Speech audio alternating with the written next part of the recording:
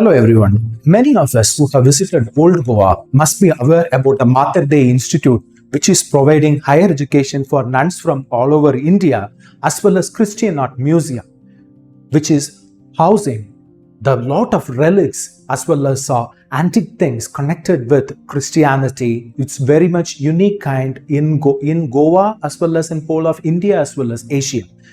So this whole complex of Mater Dei Institute as well as this Christian Art Museum is a part of Convent of Santa Monica, which was established in the year 1606, and that was the first ever convent for nuns in whole of Asia, we can say, in the early modern age, to be exact.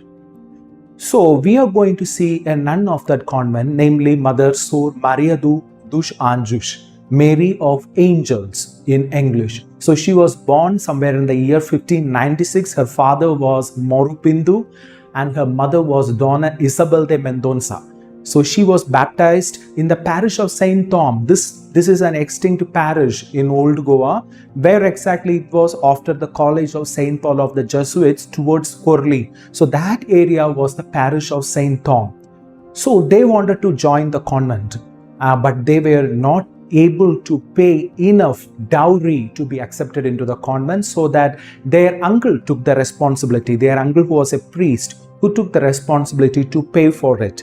So this particular area where their palm was located was known as Mankadu, which is still in Corley. That area is there where the Deccan Chemicals, Syngenta Chemicals, all those places are there towards that side.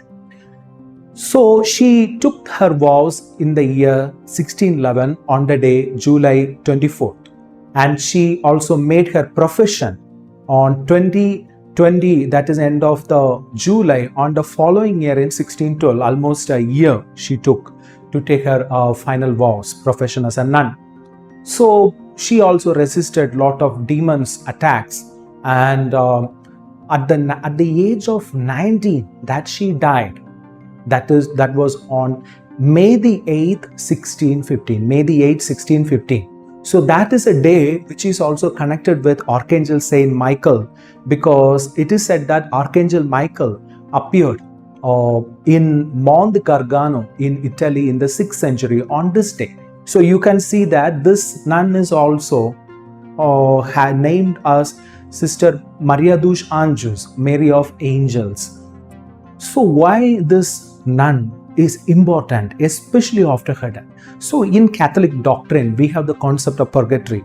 After the death, a soul may go to purgatory when it has lot of unfinished debts, or which it requires some sort of purification before entering the final beatific vision, that is the final happiness in heaven. So after few days of her death, Sister Maria dos Anjos, she appeared to another one nun of the convent, namely Sister Beatriz de Santo Paulo.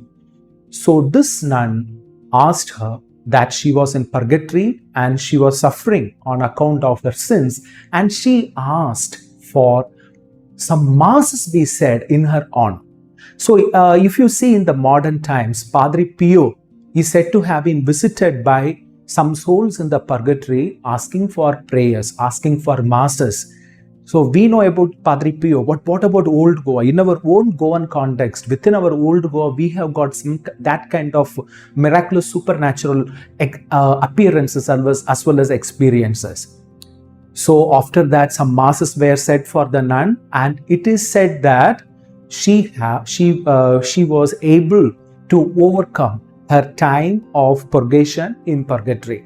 And it is also said that she appeared in another one vision and explained that due to the intercession of Saint Jerome, to whom she was devoted, that she was able to have the grace of a glorious as well as a graced death, we must say. Instead of dying in total sins, she had a graced death. Only sometimes she had to spend in the purgatory. So you can see here such a devotion to Saint Jerome was also existing in Old Goa. And you know that the church in Mapsa is dedicated to Saint Jerome. Jesuits also had some devotion to Saint Jerome. Even our Saint Francis Xavier had a devotion to Saint Jerome. It is said that Saint Jerome also visited him somewhere when our Saiba was in Italy. So, dear friends, after this also this same nun appeared on 14th of September saying about the death of another one nun of the convent, saying that Sister Katharina of Jesus, who was in purgatory for a long time, went to heaven thanks to all the sacrifices and everything made. Dear friends, purgatory is often a forgotten concept or not very much stressed concept in modern Catholicism, but it's a very much part and parcel of our Catholic faith. Only we remember purgatory as well as praying for the souls during November the 1st to November the 8th. But dear friends, we should go beyond that. Every Monday is a day dedicated to the souls in purgatory. Saint Francis Xavier used to have very great devotion for the souls in purgatory. He used to walk in the streets of Old Goa praying for the souls in purgatory. He used to take a bell to ring in the streets of Goa. You must have heard that story. He asked the people to pray for the souls in purgatory. He was very much dedicated to the Brotherhood of Misericordia, which was offering masses as well as good works for the eternal repose of the souls in purgatory. Dear friends, we will now end this session with a prayer for this nun. Eternal rest grant unto her soul, O Lord, and let perpetual light shine upon her. May her soul rest in peace. Amen. So, dear friends, continue to offer prayer for the souls in purgatory, also the souls of the deceased in your family. May God bless you all. Please continue this devotion which was instilled by Saint Francis Xavier, greatly asked by him. That as we follow in the steps of Saint Francis Xavier, let us also pray for the souls in purgatory and do this greatest charity. May God bless you all.